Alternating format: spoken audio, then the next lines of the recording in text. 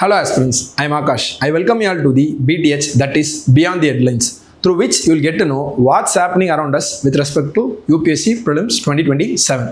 So let's get started. Topics of the day என்னன்னு பார்த்தீங்கன்னா first one is Bar Council of India, second one is Zonal Councils, third one is RK251 drug, fourth one is Yashoda AI, fifth one is Mushk Budji, then last and final one is National Sports Award. So இன்றைக்கி நம்ம first topic என்னென்னு பார்த்தீங்கன்னா RK251 drug. இது வந்து பிஐபிலேருந்து எடுத்தது. என்னென்னு பார்த்தீங்கன்னா இது வந்து anti cancer drug. Okay, so அப்போ அந்த ட்ரக்கில் என்னென்ன இருக்குது, எது என்னென்னா அட்வான்டேஜ், எதெல்லாம் டிஸ்அட்வான்டேஜ்ன்றதை பார்ப்போம். ஸோ இது வந்து it is a smart cancer drug designed to remain relatively inactive in normal tissues and activate in cancer cells. இதுதான் ஒரு ஸ்பெசிஃபிக் ஃபீச்சராக இருக்குது. இதுக்கு முன்னாடி கன்வென்ஷனாக என்ன இருக்குன்னா கீமோதெரப்பின்னு ஒரு மெத்தட் இருக்குது. அது வந்துட்டு இந்த கேன்சர் செல்ஸை அதிகமாக ஃபாஸ்ட்டாக டெட்லியஸ்ட் வேல கில் பண்ணுற ஒரு மெக்கானிசம் தான் நம்ம கீமோதெரப்பின்னு சொல்லுவோம். இது வந்துட்டு ஸ்பெசிஃபிக்காக கேன்சர் செல்லில் மட்டும் இல்லாமல் நார்மல் செல்ஸையும் ஹை லெவலில் அஃபெக்ட் ஆகுது. அதுதான் கீமோதெரப்பியில் இருக்க ஒரு டிஸ்அட்வான்டேஜ். டு கர்ப் திஸ் இல்லை டு ஓவர் கம் திஸ் நம்ம இந்த RK251 we can use. Okay, so இப்போ எந்த ஒரு ட்ரக்காக இருந்தாலும் யார் இனோவேட் பண்ணான்றதை நம்ம பார்க்கணும். ஸோ இது பார்த்தீங்கன்னா IASSTன்னு சொல்லுவோம். ஃபுல் ஃபார்ம் பார்த்துங்க, ஆசிஸ் பாலா of institute of advance study in science and tech. So abbreviation தெரிஞ்சால் போதும். அந்த IIT கவுஹாத்தி. ஸோ இந்த ரெண்டு கொலாபரேட் பண்ணி தான் இந்த ட்ரக்கை கண்டுபிடிச்சிருக்காங்க. ஸோ எப்படி ஒர்க் ஆகுதுன்னு நம்ம தெரிஞ்சுக்கணும். ஃபஸ்ட்டு அந்த மெக்கானிசம் நம்ம பார்க்கறதுக்கு முன்னாடி நம்ம என்ன தெரிஞ்சுக்கணும்னு பார்த்தீங்கன்னா கேன்சர் செல்லில் அதிகமாக என்ன இருக்கும் பார்த்தீங்கன்னா ROSன்னு சொல்லுவாங்க. ROSன்னு என்னென்னா ரியாக்டிவ் ஆக்சிஜன் ஸ்பீஷிஸ்ன்னு சொல்லுவாங்க. அப்போது யூஸ்வலாக இந்த கேன்சர் செல்ஸில் இந்த ROS அதிகமாக இருக்குது. அதை நம்ம ஃபஸ்ட்டு அழிக்கணும். ஸோ அந்த இதில் என்னன்னா molecules that can cause cellular damage. நம்ம நார்மல் செல்லில் நம்ம டேமேஜ் கிரியேட் பண்ணுது. இப்போ கேன்சர் செல்லுக்கும் நார்மல் செல்லுக்கும் என்ன டிஃப்ரென்ஸ்னா, நார்மல் செல் வந்துட்டு டேமேஜ் ஆகி அதுக்கப்புறம் தான் அது கேன்சர் செல்லாக மாறுது. அப்போ அந்த கேன்சர் செல் டேமேஜ் பண்ணுறதுக்கான காரணம் யார் பார்த்தீங்கன்னா இந்த ROS தான். ஸோ இப்போ இந்த ROS எப்படி அடிக்கலாம் அப்படின்றப்ப நம்ம RK251 will come into play. RK251 enters a cancer cell. அப்போ ஒரு கேன்சர் செல்ல RK251 வந்ததுக்கப்புறம் என்ன ஆகும்னு பார்த்தீங்கன்னா அந்த high level of ROS trigger its activation. அப்போ அது உள்ளே வந்தோடனே நிறைய ROS பார்த்தோன்னே இவன் ட்ரிகர் ஆயிடுவான் RK251. அதுக்கப்புறம் என்ன நடக்குதுன்னு பார்த்தீங்கன்னா அந்த RK251 வந்து ஒரு காம்பவுண்ட் வந்து ரிலீஸ் ஆகுது. அதுதான் ஆன்டி கேன்சர் காம்பவுண்ட் சொல்லுவோம். அது என்னன்னா NBDHEX. ஃபுல் ஃபார்ம்லாம் வேணா, அது அப்படியே ஆசிட்டிஸ் ஞாபகம் வச்சுக்கோங்க. கிளியரா? ஸோ இதுதான் ஆன்டி கேன்சர் காம்பவுண்ட். இதை வச்சு தான் நம்ம எதை அழிக்க போகிறோம், கேன்சர் செல்ஸை அழிக்க போகிறோம். அதில் என்ன இருக்கும், நிறைய ROS அதிகமாக இருக்கும். Clear? Okay, action against cancer cells இருக்கணும். இந்த NBDHEX என்ன பண்ணுதுன்னு பார்த்தீங்கன்னா targets proteins that many cancer cells use to survive. இப்போ நம்ம அந்த கேன்சர் செல் எப்படி சர்வே ஆகுதுன்னு பார்த்தீங்கன்னா அதுக்கு சில என்ன சொல்றது ஃபுட்டு ஆர் இன்க்ரீடியன்ட் இருக்குங்களா, அந்த இன்க்ரீடியன்ட் எல்லாம் ஃபர்ஸ்ட் நம்ம அழிக்கிறதா NBDHEXோட பிரைமரி ரூல். ஸோ நம்ம இப்போ என்ன ஆன்டி கேன்சர் எஃபெக்ட் நம்ம இந்த ப்ராசஸை அப்படியே ஒரு ஃப்ளோவாக ஞாபகம் வச்சுக்கினா போதும். ஃபர்ஸ்ட் என்ன இருக்குது, ஹை ROS இன் டியூமர் செல். டியூமர்னா என்னன்னா அந்த கேன்சர் காசிங் செல்ஸை தான் சொல்கிறோம். அப்போ ஹை ROS இன் டியூமர் செல் இருக்குது. தென் RK251 ஆக்டிவேட் ஆகுது. ஆக்டிவேட் ஆனதுக்கப்புறம் எதை ரிலீஸ் பண்ணுது, NBDHEX ரிலீஸ் ஆகுது. ஃபைனலாக என்ன நடக்குது, நமக்கு ஆன்டி கேன்சர் ஆக்ஷன் நடக்குது. ஸோ வாட்னு தெரிஞ்சுட்டா போதும். அதுவும் particularly with respect to science and tech. Okay, features targeted actions. நான் as I said earlier, chemotherapy வந்துட்டு ஜென்ரலாக எல்லாரையும் அடிக்கும், வாடனாலே அடிப்போம் அப்படின்ற மாதிரி இருக்கும். ஆனால் RK251 கிடையாது. அந்த ஸ்பெசிஃபிக்காக நம்ம என்ன சொல்கிறது, ஆர்மியில் பார்த்தீங்கன்னா சர்ஜிக்கல் ஸ்ட்ரைக்குன்னு சொல்லுவோம். Instead of attacking the whole area, எந்த இடத்துல பிரச்சனையோ அங்கே மட்டும் போயிட்டு பர்டிகுலராக அந்த கேம்பை மட்டும் டெமாலிஷ் பண்ணிட்டு வருது. அதே மாதிரி தான் இவங்களும் பண்ணுறாங்க. Okay, showed strong activity against triple negative breast cancer cells. இது வந்து one of the deadliest form of cancer cells சொல்கிறோம். அப்போ அதுக்கு அகேன்ஸ்டாகவும் இது ஒர்க் ஆகுதுன்னு சொல்கிறாங்க. Substantially low effects on healthy cells. அப்போ சப்ஸ்டான்ஷியலி நான் சொன்னல low effect on healthy cells. அப்போ ஹெல்தி செல்ஸை டெமாலிஷ் பண்ணக்கூடாது. ஓகேவா, அது கம்மியான எஃபெக்டோட பண்ணுறது தான் இந்த RK251 சொல்கிறோம். ஃப்ளோரசன்ஸ் ரெஸ்பான்ஸ்னா என்னன்னா நமக்கு லைட் வரும். ஐ மீன் இந்த உள்ள ரியாக்ஷன் நடக்குதுன்றதை நம்ம எப்படி சென்ஸ் பண்ணலாம்னா ஒரு லைட், ஃப்ளோரசன்னா என்னது லைட்னு சொல்கிறோம். அந்த லைட் வச்சு நம்ம என்ன கண்டுபிடிச்சிங்கன்னா ஓகே இட் இஸ் ஒர்க்கிங் அப்படின்ற மாதிரி தெரிஞ்சுக்கலாம். டிசைட் ஃப்ளோரசன்ஸ் இந்த பிரசன்ஸ் ஆஃப் ROS. ROS நம்ம பார்த்தோம் நிறைய ROS இருக்குன்னா indicating its activation in ROS rich environment. Okay, then pre clinical safe designing பார்த்தீங்கன்னா இந்த ஜீப்ரா ஃபிஷ் எம்ப்ரியோவில் ட்ரை பண்ணியிருக்காங்க. என்ன பார்த்தீங்கன்னா அப்படி இருக்கப்போ எந்த சைன்ஸ் ஆஃப் டாக்ஸிசிட்டியும் காட்டல அப்படின்னு சொல்கிறாங்க. So we can use RK251 ட்ரக்ன்றதுக்கு ஒரு சிம்டமாக நம்ம இதை எடுத்துக்கலாம். கரண்ட் ஸ்டேஜ் என்ன இருக்குன்னா இப்போ ப்ரீ கிளினிக்கல் ரிசர்ச்சில் தான் இருக்குது. இன்னும் நமக்கு it is not coming to effect and further studies R required before human clinical trials. அப்போ அதே மாதிரி நம்ம எந்த ஒரு ட்ரக்காக இருந்தாலும் ஹியூமன் கிளினிக்கல் ட்ரையலுக்கு முன்னாடி இந்த மாதிரி ப்ரீ கிளினிக்கல் ரிசர்ச் நடக்கும். அப்புறம் இதான் அனிமல்ஸில் அவங்க தேல் யூஸ். அதுக்கப்புறம் தான் ஹியூமன் கிளினிக்கல் வரும். தென் அதுக்கப்புறம் ஒரு பைலட் மெத்தடில் நடக்கும். அதுக்கப்புறமேட்டு தான் நமக்கு ஃபைனலாக எல்லாம் நார்மல் பீப்புளுக்கும் யூஸ் பண்ணுற ஒரு ஸ்கோப் கிடைக்கும். சிக்னிஃபிகன்ஸ் இது வந்து ரொம்ப ஜென்ரிக்காக தான் addresses limitations of conventional chemotherapy. நான் சொன்னால ஹெல்தி செல்ஸையும் அதை டேமேஜ் பண்ணும் அப்படின்னு சொல்லிட்டு அது ஒரு லிமிடேஷன் தான் இருக்குது. ரிமைன்ஸ் இன்ஆக்டிவ் இன் ஹெல்தி டிஷ்யூஸ். இப்போ என்னன்னா அது கிட்டத்தட்ட ஒரு துரந்தர் மாதிரின்னு வச்சுக்கோங்க, ஹம்சா மாதிரி. அப்போ ஹெல்தி செல்ஸ்லாம் பார்க்குறப்போ நார்மலாக தான் இருக்கும். ஒன்ஸ் கேன்சர் செல்ஸ் அதை ஃபைண்ட் அவுட் பண்ணதுக்கப்புறம் அதோட ரியல் செல்ஃபை காட்டும். Activated selectively inside cancer cells இன்சைட தான் அது ஆக்டிவேட் ஆகும்னு பார்த்துருக்கோம். ரெடியூசஸ் பொட்டன்ஷியல் சைட் எஃபெக்ட்ஸ்லாம் ஓரளவுக்கு ரெடியூஸ் பண்ணணும் இருக்கு. அதே மாதிரி when it comes to medicine there is no என்ன சொல்றது cure for zero side effects ஓட ஒரு cure இருக்குன்றது it is practically not possible.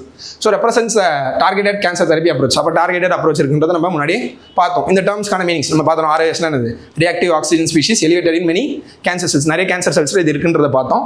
NBDHEX anti cancer compound released by RK251 அதையும் நம்ம பார்த்தோம். டேனியோரோ இங்க தான் நம்ம அந்த எக்ஸ்பெரிமெண்ட் பண்ணாங்க. zebrafish used in toxicity and developmental studies. அப்ப இத வச்சு தான் நம்ம வந்து ஃபைன் இட் இஸ் ஃபைன்ன்றதையும் நம்ம பார்த்தோம். ட்ரிபிள் நெகட்டிவ் பிரஸ்ட் கேன்சர் வந்து aggressive form of breast cancer lacking common hormone receptors. அப்போ இதுக்கு எகெயின்ஸ்டாகவும் ஒர்க் ஆகுதுன்றதை நம்ம கிளியராக பார்த்தோம்.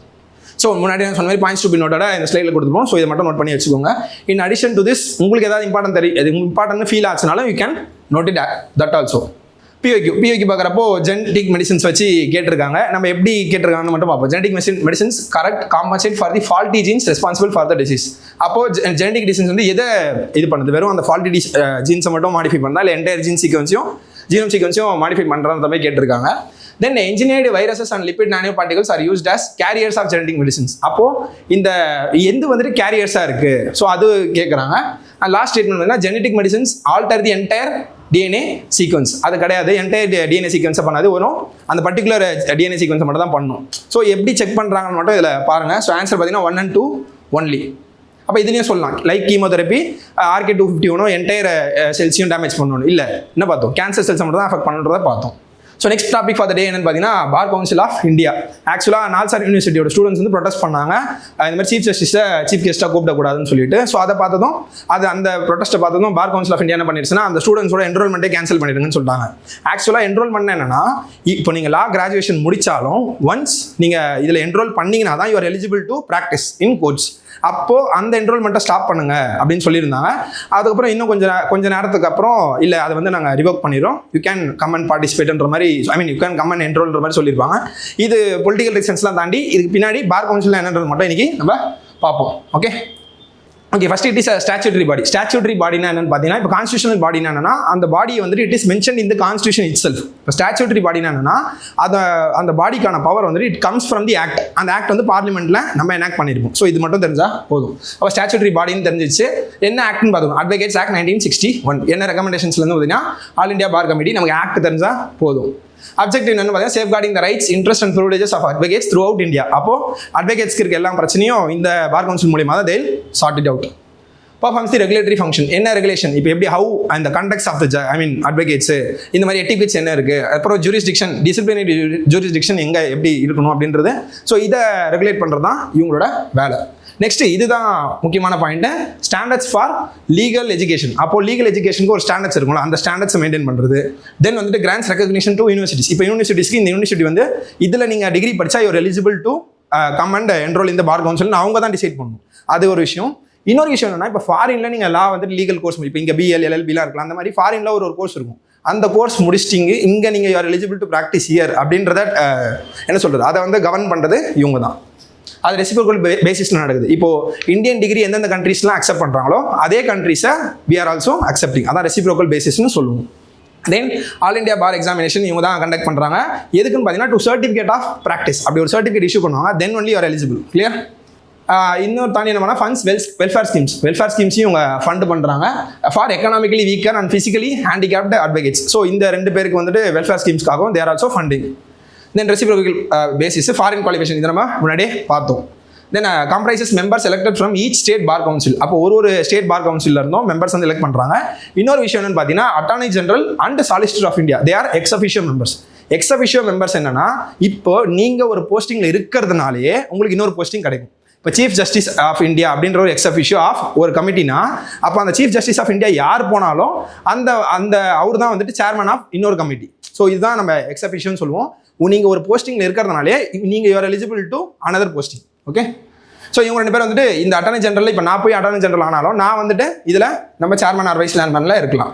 ஸோ இதுதான் விஷயம். Members of the state bar council are elected for 5 years. அப்போ இது இருக்க மெம்பர்ஸ் வந்துட்டு எவ்ரி 5 years வந்து they are elected. Okay. Chairman and vice chairman வந்துட்டு 2 yearsக்கு வந்துட்டு அவங்களோட டைம் பீரியட் இருக்கு. இந்த சேர்மன் அண்ட் வைஸ் சேர்மனோட யார் சூஸ் பண்ணுன்றது அந்த மெம்பர்ஸ்குள்ளேயே they can elect. So points to be noted இருக்கு, kindly go through it. PYQ reference பார்த்தீங்கன்னா பார் கவுன்சில் ஆஃப் இந்தியான்றது டேரெக்டாக மென்ஷன் பண்ணிருக்காங்க PYQல. So in time you can expect question. அதனால தான் நம்ம எடுத்து பார்த்தோம். Government law officers and legal firms are recognised as advocates, but corporate lawyers and patent attorneys are excluded from recognition as advocates. இது வந்துட்டு completely wrong. So first statement is wrong. Second statement, bar council have the power to lay down the rules relating to legal education and recognition of law colleges. இதை தான் பார்த்தோம். So it is directly நம்ம இப்போ பார்த்தோம், அதனால correct. So answer 2 only. அப்போது இப்போ PYQல ஒரு விஷயம் வருதுன்றப்போ நம்ம பார்த்து வச்சுக்கிறது ரொம்ப important. So next topic of the day என்னன்னு பார்த்தீங்கன்னா யசோதா AI. அப்போ நேஷனல் கமிஷன் ஃபார் உமன் வந்துட்டு நமக்கு வந்து பஞ்சாப்ல இருக்க ஜலந்தார்ன்ற பிளேஸில் இந்த இனிஷியேட்டிவை ஸ்டார்ட் பண்ணியிருக்காங்க. ஸோ அந்த இனிஷியேட்டிவ் பற்றி என்னன்னு பார்ப்போம். நேஷனல் கமிஷன் ஃபார் உமன்னாலும் நான் பார்ப்போம். First, it is a AI literacy program launched by, இது வந்து AI literacy program launched by National Commission for Women. Okay, in collaboration with Future Shift Labs. அப்போ இது collaboration நடக்குதுன்னு தெரிஞ்சோம். இவங்க only by National Commission for Women னா that statement is wrong. Okay, objective பார்த்தீங்கன்னா enhance AI literacy among women. AI literacy among women நம்ம increase பண்ணணும். Then digital inclusion. அப்போ digital இன்க்ளூஷன்றப்போ தான் இப்போ AI வந்துருச்சு. Whether it is accessible to every one. ஓகேவா, புவரஸ்ட் ஆஃப் த புவர் கிடைக்குதா, லாஸ்ட் மேன் ஸ்டாண்டிங்கும் கிடைக்குதான்றதை நம்ம என்ஷூர் பண்ணணும். Improve awareness of cyber security. Cyber security awareness இப்போ நம்ம தெரியும் வேறு இந்த ஏஜ் ஆஃப் டிஜிட்டல். அப்போது இந்த சைபர் செக்யூரிட்டியோட அவேர்னஸ் நமக்கு ரொம்ப ரொம்ப முக்கியம். ஸ்ட்ரென்தன் டிஜிட்டல் ப்ரைவசி நமக்கு இருக்கா, ஸோ அதையும் என்ஷூர் பண்ணணும்னு சொல்கிறாங்க. Encourage safe online practices. அப்போ ஆன்லைன் ப்ராக்டிசஸ் வந்து சேஃபாக நம்ம என்கரேஜ் பண்ணணும். ஓகே, தென் இந்த ப்ரோக்ராம் வந்து யாரை டார்கெட் பண்ணி பார்த்தீங்கன்னா women from rural and semi urban areas. அப்போது நம்ம கம்ப்ளீட்லி ரூரல் இல்லை கம்ப்ளீட்லி அர்பன் கொடுத்தா தப்பு. எங்கெல்லாம் இன்க்ளூடிங் SHG மெம்பர்ஸ். SHGனா செல்ஃப் ஹெல்ப் குரூப் மெம்பர்ஸ். அவங்கள அந்த மாதிரி எந்தெந்த செக்டார்ஸை டார்கெட் பண்ணியிருக்காங்கன்னு நம்ம பார்க்கணும். ASHA workers and elected women representatives. இப்போ பஞ்சாயத்து பிரசிடென்ட்டாக இருக்கும், அந்த மாதிரி பஞ்சாயத்து மெம்பர்ஸ்லாம் இருப்பாங்க. அவங்க எல்லாருக்குமே லிட்ரஸியை என்ஷூர் பண்ணுறது தான் இந்த ஸ்கீமோட basic and core objective. Go beyond traditional learning. அப்போ யூஸ்வலாக ட்ரெடிஷ்னல் லேர்னிங்கோட அதை தாண்டி போகிறாங்க. எங்கெல்லாம் பார்த்தீங்கன்னா such as AI driven crimes, digital privacy, practical safety strategy. இந்த ப்ரோக்ராம் மூலமா 2500 women வந்துட்டு பெனிஃபிட் ஆயிருக்காங்க. எந்தெந்த சர்பஞ்ச், பிரதான்ஸ், பர்ஷத்ஸ், பிரசிடென்ட் தான் அப்படி சொல்லுவாங்க சர்பஞ்ச்னு சொல்லிட்டு, பர்ஷத்ஸ், மேயர்ஸ், MLAs இந்த மாதிரி நிறைய பேரை இது பண்ணியிருக்காங்க. ஸோ இதுதான் with respect to Yashoda AI. இப்போ நேஷனல் கமிஷன் ஃபார் விமன்னா என்னன்றதை பார்ப்போம். அகைன் இது என்ன பாடின்னு பார்த்தீங்கன்னா ஸ்டாச்சுட்டரி பாடி தான். என்னன்னு சொன்னோம், it gains its power from the act. என்ன ஆக்ட்னு பார்த்தீங்கன்னா நேஷனல் கமிஷன் ஃபார் விமன்ற ஆக்ட்ல மூலியமாக தான் they are gaining power. Okay, இந்த கமிஷனில் chairperson 5 members and member secretary இருப்பாங்க, nominated by the central government. ஓகேவா, அப்போ இப்போ நீங்கள் எலெக்டடாக நாமினேட்டடான்றதை நம்ம தெரிஞ்சுக்கணும். அப்போ எலெக்டட்னு கொடுத்தா that statements is wrong. Chairperson and every member will hold office for 3 years. அப்போ சேர்பர்சனும் சரி மெம்பரும் சரி 3 years டேர்ம் தான் உங்களுக்கு இருக்கு.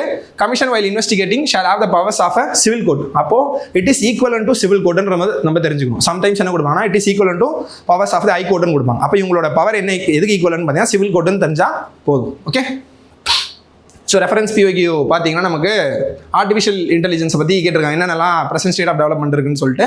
ஸோ இது இப்போ இருக்க கரண்ட் கான்டெக்ஸ்ட்டில் எல்லாமே வரும். Bring down electricity consumption in industrial units, create meaningful short stories and songs, disease diagnosis, text to speech conversion நம்ம அதிகமாக பண்ணிட்டு இருக்கோம். Then wireless transmission of electrical energy. So all these 5 வரும். Mostly application oriented தான் கேட்பாங்க. அப்போ இந்த AI நம்ம பார்த்தா Yashoda AI யோட அப்ளிகேஷன்ஸ் தெரிஞ்சாலே it will be more than enough. Next topic for the day என்னன்னு பார்த்தீங்கன்னா முஷ்க் பஜ்ஜின்னு சொல்கிறோம். இதோட எக்ஸாக்ட் மீனிங் தெரியல, பட் எக்ஸாக்ட் ப்ரொனன்சியேஷனை விட்டுருங்க, நமக்கு ஞாபகம் வச்சுக்கிறதா பார்த்துங்க. இது எதுலேருந்து எடுத்தோம்னா ETVBன்னு சொல்கிறோம். ETVனா ETV பாரத், நம்ம இந்தியாவோட நிக் நேம் தெரியும்ல. ஸோ அதுலேருந்து தான் வந்தது. என்னன்னா it is indigenous rice variety. அதுக்கு வந்து GI டேக் வந்து ஒரு 3 years பேக் கொடுத்தாங்க. பட் இப்போ என்ன அது எதனால நியூஸில் இருக்குன்னா நமக்கு ப்ராப்ளம் ஆஃப் பிளென்டி. அதாவது ப்ராப்ளம் ஆஃப் பிளென்டினா என்னன்னா ஒரு விஷயத்துக்கு நிறைய சாய்ஸஸ் இருக்கும். நிறைய சாய்ஸஸ் இருக்கனால அதை நம்ம எது சூஸ் பண்ணுறது அப்படின்னு தெரியாமலே இல்லை அபண்டன்ஸாக இருக்கும். அதனாலே நம்ம will be in trouble. So அதனால தான் இது நியூஸில் இருக்குது. இது வந்து கவர்மெண்ட்டோட ப்ரொக்யூர்மெண்ட்டை எக்ஸ்பேண்ட் பண்ணியிருப்பாங்க. ஸோ அதனால் அது வந்துட்டு அதுவும் அன்சூட்டபிளான ஏரியாஸில் எக்ஸ்பேண்ட் பண்ணியிருப்பாங்க. அதனால் இது நியூஸில் இருக்குது. அப்போ இந்த ரைஸ் வந்து என்னென்னு பார்ப்போம். GI டேக் எப்போ கொடுத்தாங்க அப்படின்ற மாதிரி வாட் இஸ் வாட் மாதிரி பார்த்து வச்சுக்கோம். Highly aromatic short grain rice variety. அரோமேட்டிக்னா ரொம்ப ஃப்ளேவர் நல்ல ஸ்மெல்லாக இருக்கும். ஓகேவா, ஸோ அதான் அரோமேட்டிக் சொல்லு. ஷார்ட் கிரெயின்னா இது இன் டர்ம்ஸ் ஆஃப் சைஸ் தான், குட்டி ஒரு சைஸில் தான் இருக்கும். Grain rice variety native to Kashmir. அப்போ காஷ்மீரில் தான் இதுக்கோட நேட்டிவ்னு தெரிஞ்சுக்கிட்டா போதும். எங்கே நல்லா விளையும் அப்படின்னு பார்த்தீங்கன்னா highland Himalayas in the Kashmir valley. அப்போ ஹிமாலயாஸோட ஐலாண்ட்ஸில் they are very suitable or கண்டியூசிவ்னு சொல்லலாம். It is often used on special occasions and festivals. அப்போ ஸ்பெஷல் அக்கேஷன்ஸ்லையும் ஃபெஸ்டிவல்ஸில் தான் அதை யூஸ் பண்ணுறாங்க. அதோட இமேஜ் கூட நம்ம இங்கே பார்த்தோம். ஸோ இது இருக்குல்ல, இதுதான் நம்ம முஷ்க் பஜ்ஜி அப்படின்னு சொல்கிறோம். பஜ்ஜின்ற மாதிரி ஞாபகம் வச்சுக்கோங்க. தென் எப்போ GI டேக் கொடுத்துருக்காங்க பார்த்தீங்கன்னா நம்ம சொன்ன 3 years பேக் 2023 கொடுத்துருக்காங்க. ஸோ எக்ஸாக்டாக இயர்லாம் கேட்க மாட்டாங்க. GI டேக் இருக்குன்னு மட்டும் தெரிஞ்சுக்கோங்க. It has a light Ivory colour then and slightly translucent. இப்போ ஐவரி கலர் அப்படின்னா என்னன்னு பார்த்தீங்கன்னா ஒரு மாதிரி ஆஃப் ஒயிட் கலர். அது வந்து இந்த கலர் வந்து எதுலேருந்து எடுக்கிறாங்கன்னு பார்த்தீங்கன்னா நிறைய அனிமல்ஸோட டஸ்கில் இருந்தும் தென் டீத்லேருந்தும் எடுக்கிறாங்கன்ற மாதிரி சொல்லியிருக்காங்க. டிரான்ஸ்லூசன்ட் என்னன்னா டிஃபரன்ஸ் பிட்வீன் டிரான்ஸ்பரண்ட்னா நமக்கு என்ன தெரியும், டிரான்ஸ்லூசன்ட்டுக்கும் என்ன டிஃபரன்ஸ்னா டிரான்ஸ்பரண்ட்னா அப்படியே என்டையர் லைட்டை பாஸ் பண்ண விட்டுரும். Okay, it allow the light to pass. நம்ம இங்கேருந்து பார்த்தா க்ளீனாக அந்த சைடில் என்ன இருக்குன்றது தெரிஞ்சிடும். டிரான்ஸ்லூசன்ட்னா it will also allow light to pass. ஆனால் எதிர் சைடில் இருக்கிறது அந்த அளவுக்கு கிளியராக தெரியாது, ஒரு மாதிரி பிளரி அந்த ஜோனில் தான் இருக்கும். அப்போ இதை பார்க்குறப்ப ரொம்ப அப்படியே டிரான்ஸ்பரண்ட்டாக இல்லாமல் ஓரளவுக்கு பிளரி இதில் இருக்குன்ற மாதிரி தெரிஞ்சுக்கிட்டா போதும். Okay, cooked grains. இப்போ இந்த கிரைன்ஸை குக் பண்ணதுக்கப்புறம் எப்படி இருக்கும்னு பார்த்தீங்கன்னா ஸ்லைட்லி ஸ்டிக்கி, ஒட்டும், சம்பா சூவி ஈஸியாக சூப் பண்ணுற மாதிரி இருக்கும். தென் இம்ப்ரூவ்ட் வித் ஃப்ராக்ரன்ஸ், நல்ல ஸ்மெல் வரும், நறுமணம் அப்படின்ற மாதிரி ஞாபகம் வச்சுக்கோங்க. It has a delicate nutty flavour. இந்த அளவுக்குலாம் கேட்க மாட்டாங்க, சும்மா பார்த்து வச்சுக்கோங்க.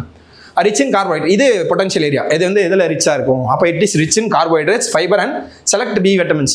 என்ன vitamins like 1, 2, B1, B2, B3 இதெல்லாம் வந்து ரிச்சாக இருக்குன்றது சொல்லியிருக்காங்க. இதுதான் முக்கியமான விஷயம். அட்வான்டேஜ் பார்த்தீங்கன்னா it is light on fat, அப்போ ஃபேட் கம்மியாக இருக்குது and easy to digest. Okay, it ஈஸியாக டைஜஸ்ட் ஆகுது, which makes suitable even for fasting or digestive sensitive meals. அப்போ டைஜஸ்ட் பண்ணுறதுக்கு சென்சிட்டிவாக சில மீல்ஸ் இருக்கலாம், அதுக்கெல்லாம் கூட இதை we can use it very well. Okay, இது மட்டும் நம்ம தெரிஞ்சுக்கிட்டா போதும். ஸோ பாயிண்ட்ஸ் டு பி நோட்டட்ல நம்ம கொடுத்துருக்கோம், அதை பாருங்கள். இதை தாண்டி ஒரு சில ப்ராடக்ட்ஸ் சும்மா தெரிஞ்சு வச்சுக்கோங்க. இப்போ முஷ்க் பஜ்ஜின்றது ஜம்மு காஷ்மீர் சொல்லியாச்சு. ஜம்மு காஷ்மீரில் வேறு என்ன கொடுத்துருக்காங்க, காஷ்மீர் சஃப்ரான் வந்து ஜம்மு காஷ்மீரில் கொடுத்துருக்காங்க. அதர் ரைஸ் வெரைட்டிஸ் பார்த்தீங்கன்னா இப்போ ஜோஹா ரைஸ் வந்து எங்கன்னு பார்த்தீங்கன்னா அசாமில் கொடுத்துருக்காங்க. தென் பொக்காலி ரைஸ் வந்துட்டு கேரளா, தென் நவரா ரைஸ்ன்றது கேரளா. ஸோ இந்த மாதிரி அசோசியேட்டட் திங்ஸ் அப்பப்போ பார்த்து வச்சுக்கோங்க. ஓகே, நம்ம முன்னாடி பார்த்தோம் ஜிஐ ஸ்டேட்டஸ் பற்றி நிறைய கொஸ்டின்ஸ் வந்திருக்கு. இப்போ 2014 பார்த்தீங்கன்னா டேக்ஸ் ஆர் ப்ராடக்ட்ஸை கொடுத்துட்டு whether it is accorded GI status or நாட்ன்ற மாதிரி கேட்டிருக்காங்க. அப்போ இதில் பார்த்தீங்கன்னா first Banaras brocades and saris, Rajasthani dal bati churma, தென் நமக்கு தெரிஞ்ச திருப்பதி லட்டு. இதில் பார்த்தீங்கன்னா ராஜஸ்தானி தால் பட்டி சர்மாக்கு மட்டும் கொடுக்கல, மீதி 2 கொடுத்துருப்பாங்க. ஓகே, அப்போ கொடுத்துட்டு whether it is accorded or நாட்ன்ற மாதிரி தான் கேட்டிருக்காங்க. ஸோ ஆன்சர் வந்து 1 and 3 ஒன்லி. நம்ம இப்போ இந்த பிடிஎஸ்லேயும் நிறைய ஜிஐ ப்ராடக்ட்ஸை பார்ப்போம். அப்போ அதை வச்சு கூட அவங்க they can frame a question. Okay, அடுத்த டாபிக் பார்த்துட்டு என்னென்னு பார்த்தீங்கன்னா ஜோனல் கவுன்சில். இப்போ சதர்ன் ஜோனல் கவுன்சிலோட மீட்டிங் நடந்தது. நம்ம சதர்ன் ஸ்டேட்ஸில் இருக்க சிஎம்ஸ்லாம் போய் மீட் பண்ணாங்க. நான் இந்த ஃபோட்டோ மட்டும் போட்டேன்னா சரி, இது நமக்கு இது மட்டும் தான் தெரியுன்றதுனால மற்றபடி எந்த ஒரு நோக்கமும் கிடையாது. ஸோ இது வந்து நம்மளோட சீஃப் மினிஸ்டர், அவர் வந்து நம்மளோட ஹோம் மினிஸ்டர். நிறைய மீம்ஸ் பார்த்துருப்பீங்க, நானும் பார்த்தேன்.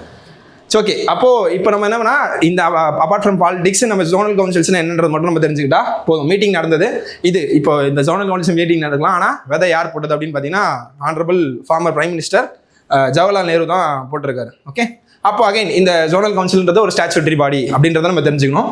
மொத்தமாக எத்தனை ஜோனல் கவுன்சில் பார்த்தீங்கன்னா 5 இருக்குது. என்ன ஆக்ட்லேருந்து பவர் வருதுன்னு பார்த்தீங்கன்னா ஸ்டேட் ரீஆர்கனைசேஷன் ஆக்ட்லேருந்து பவர் வருது. ஸோ இதோட அப்ஜெக்டிவ் என்னன்னு பார்த்தீங்கன்னா common meeting ground to the states and unities. இப்போ என்ன ஒரு பிரச்சனையாக இருந்தாலும் உட்காந்து பேசினா சால்வ் ஆகிடும்ன்ற மாதிரி இருக்கும். அப்போ ஸ்டேட்ஸ் இந்தியா அகைன் என்னன்னா it is union of states. அப்போ நிறைய பிரச்சனை இருக்கும். அப்படி இருக்க பிரச்சனையை பேசுறதுக்கு ஏதாவது ஒரு ஃபோரம் வேணும், கரெக்டாக? ஸோ அந்த ஃபோரமாக தான் இதை யூஸ் பண்ணிக்கிறாங்க.